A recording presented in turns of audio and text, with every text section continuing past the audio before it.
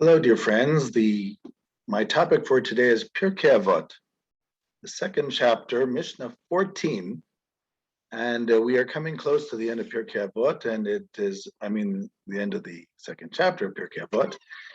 And since it is customary to read Pirkei Avot throughout the summer till Rosh Hashanah, and Rosh Hashanah is coming up next week, I will try to finish off the second chapter. But today we are doing chapter 2, Mishnah 14. And this is the fifth of the students of Rabbi Yochanan ben Zakkai, which are mentioned towards the beginning of chapter 2. And this is the sayings of Rabbi Elazar ben Arakh, who, according to the beginning of the chapter, was the greatest of the five. And as I mentioned earlier, there were much more than five students of Yochanan ben Zakkai, and that's why in the following Mishnah they talk about Rabbi Tarfon, who was a student both of Yochanan ben Zakkai and a colleague of Rabbi Akiva, but he's not mentioned among the five.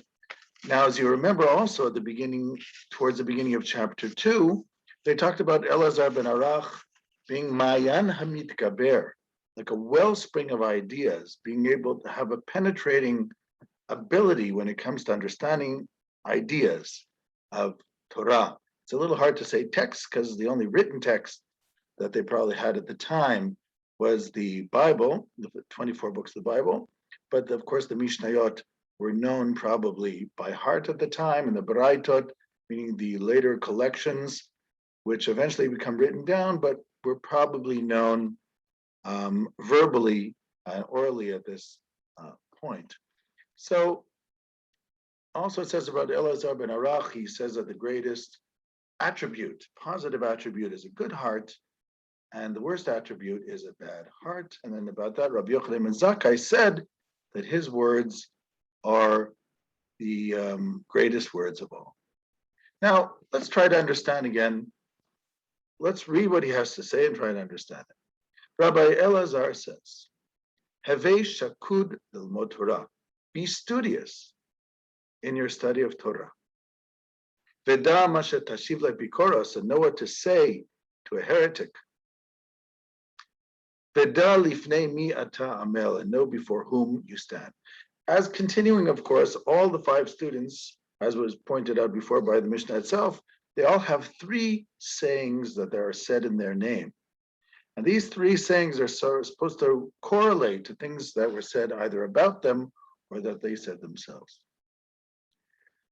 Havei shakud lilmod Torah. You should be very studious about studying Torah. The Vilna Gaon is quoted as saying that in Hebrew, somebody who studies Torah, at least in modern Hebrew, modernistic Hebrew, we call them a lamdan. A lamdan. In Yiddish, that was used also. Somebody who's studying continuously. It's in present tense. Lamdan.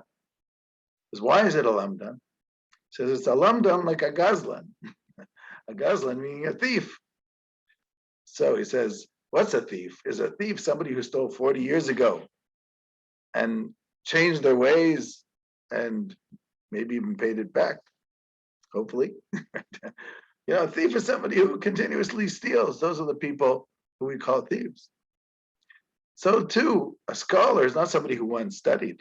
A scholar is somebody who devotes their life to study of Torah. That's why it's called a lamdan. You have to be studious in your study of Torah. Now, this is a very interesting statement for two reasons. Reason number one, we had before a statement by another one of the students of Yochanan ben Zakkai, also about the study of Torah, was Rabbi Yossi HaKohen, who said, Torah, prepare yourself to study Torah. She'ena Yerushalach. It's not something you inherit. You have to work on it. So here's the second one. Now, what is this? After the destruction of the Second Temple, there is a greater emphasis on the study of Torah. And if you remember also, Yochanan ben Zakkai himself said, if you studied a lot of Torah, don't feel so proud about yourself, because that's why you were created. But if you remember in chapter 1, Shimon HaTzadik said that the world stands on 3 pillars. One is Torah, which could either be understood the study of Torah or the keeping of the Torah. One is the avodah, which originally was the worship of God in the temple, which in our times became prayer. And the third is gimilut chasadim, doing acts of kindness, which could be acts of kindness through the mitzvot, or in general acts of kindness that a person does. Now, with the destruction of the temple, avodah is gone because the temple service is not there, and instead, neshama parim sfatenu, that our lips are instead of the offerings of the bullocks of the temple. And gemilut chasadim, of course, exists. That's not a problem. But what happens now with the destruction of the temple, the emphasis becomes on Torah study, because with the loss of Jewish sovereignty in the land of Israel and the destruction of the temple, Rabbi Yochanan ben Zakkai and his students understand that the Torah is going to be that Noah's Ark that takes the Jewish people through the vicissitudes of the diaspora, of the exile, without knowing how long it's going to be, but they realize this could be a long haul. And they preempted by putting the emphasis on Torah. Now, we know that in the Babylonian exile, or let's say there are a lot of things we don't know about the Jews in Babylonian exile, and we definitely don't know a lot about the Jews who continue to live in Babylonia parallel to the Second Commonwealth in Judea during the time of Ezra, Nehemiah, Zerubbabel, and throughout the Second Temple period. But it appears, at least from the first Babylonian exile, when they come back to the land of Israel and Ezra reads the Torah in front of the people, they start to cry.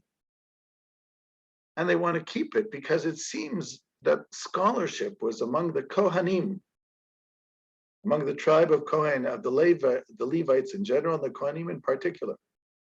Like it says in Deuteronomy, Devarim, Moshe says when he blesses the tribes, he blesses the tribe of Levi. And he says, Yoru mishpatecha liYaakov v'toratcha liYisrael. You shall teach the precepts to Jacob and the Torah to Israel.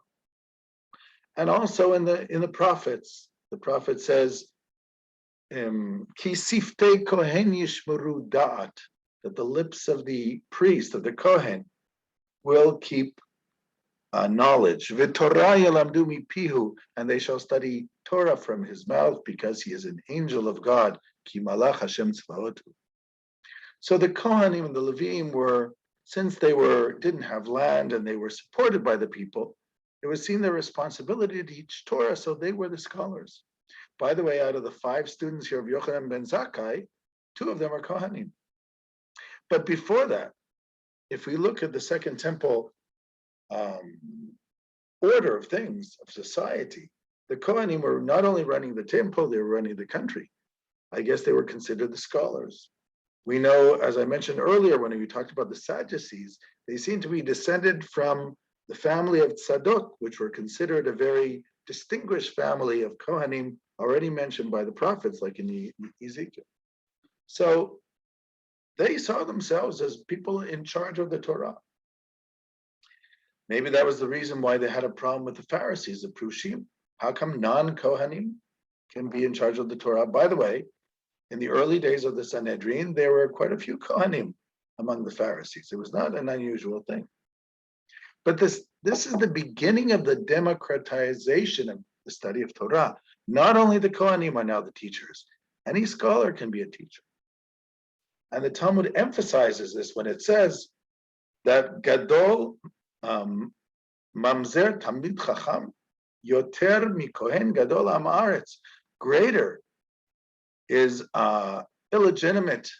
It's called a Mamzer, somebody who was born not out of wedlock, but was born from a relation between a man and a married woman, meaning a woman married to another man, of course, an act of adultery, which is called a mamzer. So greater is a scholar who is a product of this type of prohibited sexual relationship of adultery than an ignoramus who's a high priest. This is a very strong statement. And it's a pinpoint statement against the Kohanim who were running the temple for the first half of the Second Temple period. It may be a little bit later than that because it sort of continued during the Hasmonean dynasty. Just through the Hasmonean dynasty, you already have the beginning of the Sanhedrin and non-Kohanim being scholars. But it's basically saying Torah scholarship is not about pedigree. It's not about lineage. It's about your desire to connect to God's Torah and be connected to Torah. It's not genealogy. It's not. It's not your ancestral past.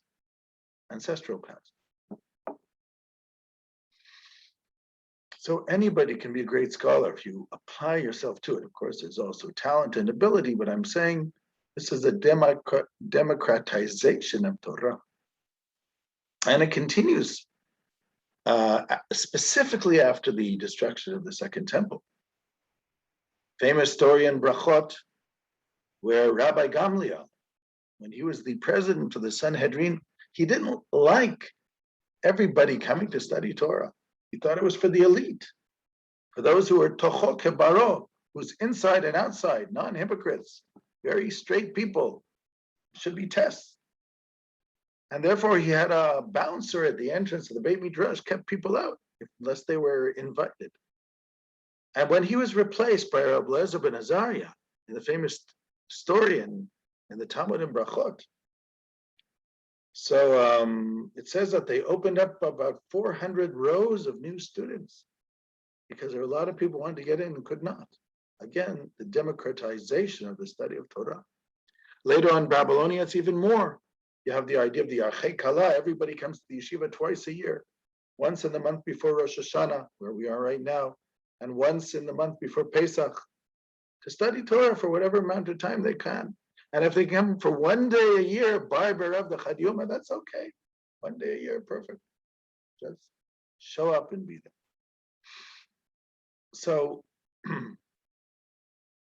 this is the movement towards the centrality of Torah, something that continues, by the way, throughout our history in different levels. I just wrote a book on Rabbi Chaim Volozhin, who again, like as a student of the Vilna Gaon, tried to push the centrality of the study of Torah in order to be the central focus of the Jew, if possible. Obviously, everybody according to their ability. But it starts way back already with the destruction of the temple and the understanding that the Torah is going to have to be the heart of Jewish life in order to save it and hold it against the winds of change. And therefore he says both things: be studious in your study of Torah and know what to say to the heretic. Because when Jews live in their own country, or when Jews live in their own insular communities, if they're allowed to do so, then okay, you don't have to deal with all these questions. But now, says Rabbi Elazar ben Arakh, we might be living in Judea, but it's under the Roman Empire. We have to know what to say to them. They're going to ask us questions. They're going to want answers. And scholars need to address these questions. It is not a luxury anymore. It's a question of survival in the winds facing us of the exile, even in the land of Judea, and even more so when we move to Babylon and when we move to other countries in the diaspora. And I may add to that, when we go through periods when the Jews themselves become assimilated, like in a period we're living in the post-emancipation period, again, we need to address these issues of Damashet Hashiv L'Apikoros, because the Apikoros, the heretic, could be among us and could be among non-Jews and could be among ourselves. To be able to address the own questions that we bring up ourselves and not beat around the bush to try to understand it. Yagata umatzata ta'amin, if you have delved into the issue and labored at the study, and you have succeeded, only then should you believe it. But if you have labored and not succeeded, don't believe it. And if somebody tells you that they've succeeded without labor, also don't believe it. They're just being shallow. But there are answers to every question, and sometimes it takes a very long time. But the answers to the question, when they are real, reflect the nature of the question. There's a lot to say about that. I wrote a book on the intro to Jewish philosophy called Jewish faith in the changing world, and now I'm working actually on a continuation, but in a different venue. So Rabbi Elazar ben Arakh says, you have to be studious in the study of Torah because it's going to be your link, your umbilical cord, if you want to say, your lifesaver, which will hold you on in the exile. Don't leave it. As Rashi says, brings the Midrash, Im tazveni yom yomayim azveka, you leave me for one day, I leave you for two, because living in this world is like going up a descending escalator. So if you're standing still, you're going backwards. You got to keep going forwards all the time. And know what to answer to the apikoros. Because whether it's within yourself, another Jew, or the non-Jew who wants to know. And remember, an apikoros is not necessarily somebody who is anti. It's basically just genuinely want to know. I've seen many times students in my classes who seem to be the ones who, with the most questions and sometimes overly questioning, they were the ones who really wanted to know the most, even if their questions seemed to be embarrassing. But it's because they really wanted to know very often, and not just trying to show how smart they were. And the third thing, it says, know before whom you stand. Because Torah is not just intellectual pursuit. It's the Torah of God. So when you know before whom you stand, it transforms the meaning of the study of Torah. It's connecting with the divine logos, with the divine will of God.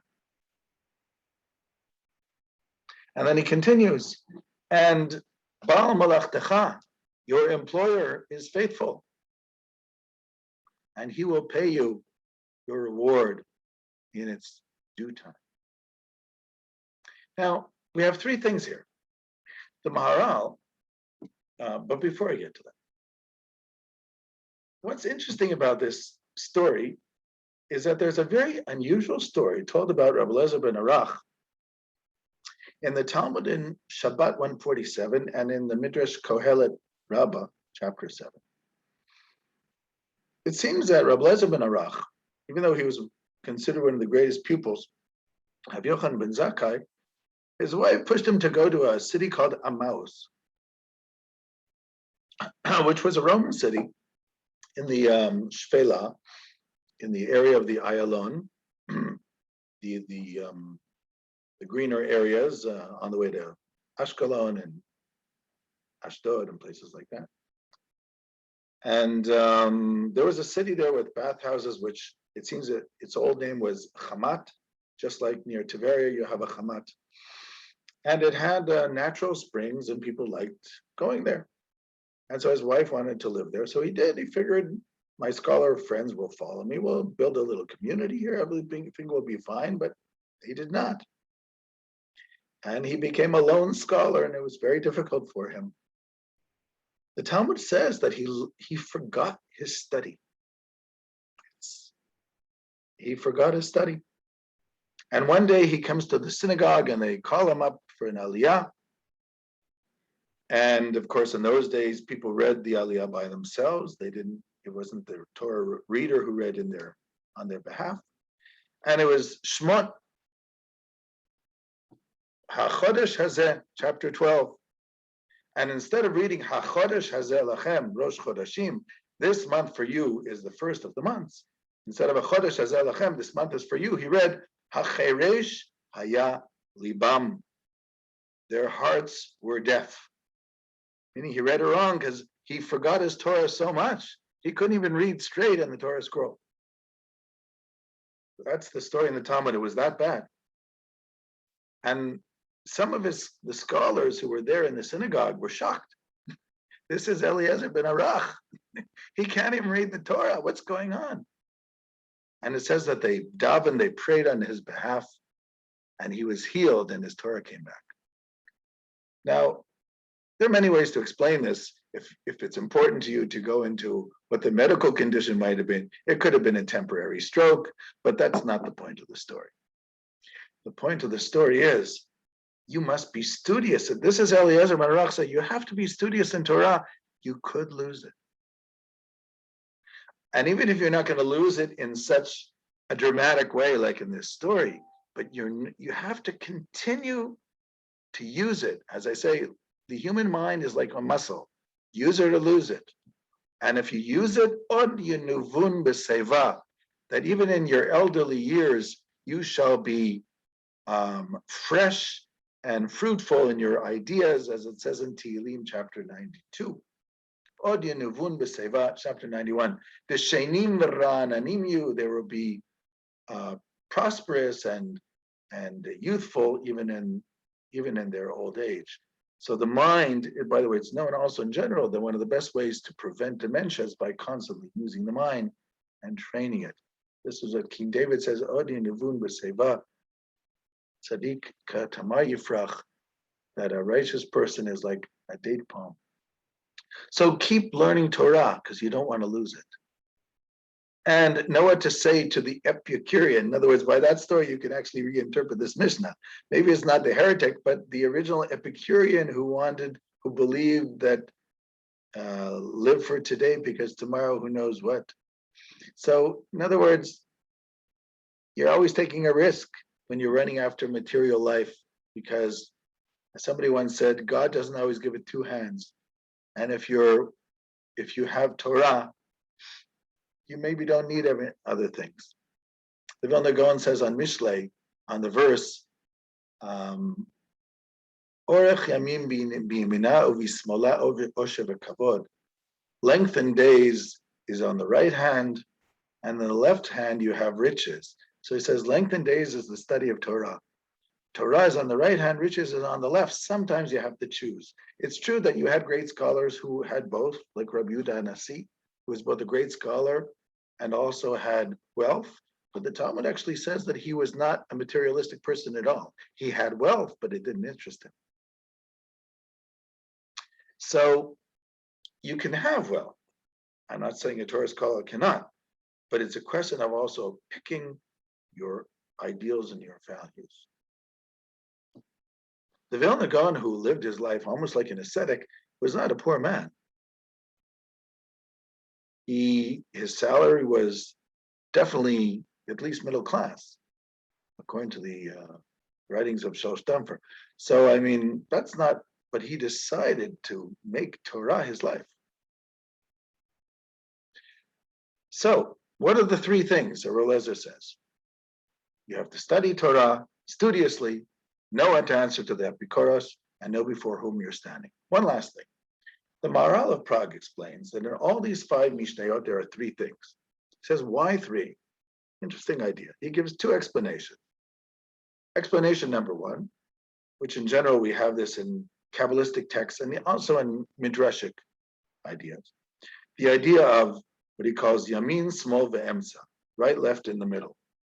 So here he explains it, or I explain in this Mishnah, active, passive, and synthesis. Or transcending, active, passive, transcending. So what is the active thing to do? To study Torah. By being studious in Torah, it's going to watch over you.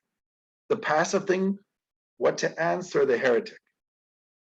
Meaning how to avoid a problem in advance, know what to answer to the heretic. And then know before whom you are standing. That's the synthesis, that's the transcending a moment. Another explanation he gives is that the 3 elements in all of these 5 represent the body, the soul, and what's above the soul. So for the body, know what to say to the Epicurean, the heretic. For the soul, study Torah. What transcends the soul, know that you're standing before God. It's interesting then to go back and apply these to all the 4 Mishnayot that came before this, maybe for next time, but I don't want to make this too long. So I would like to wish everybody in the meantime, K'tiva v'chatima tova, have a wonderful year, and bli neder, I will try to finish off the last 2 Mishnayot with you for Pirkei Avot. Shalom, shalom.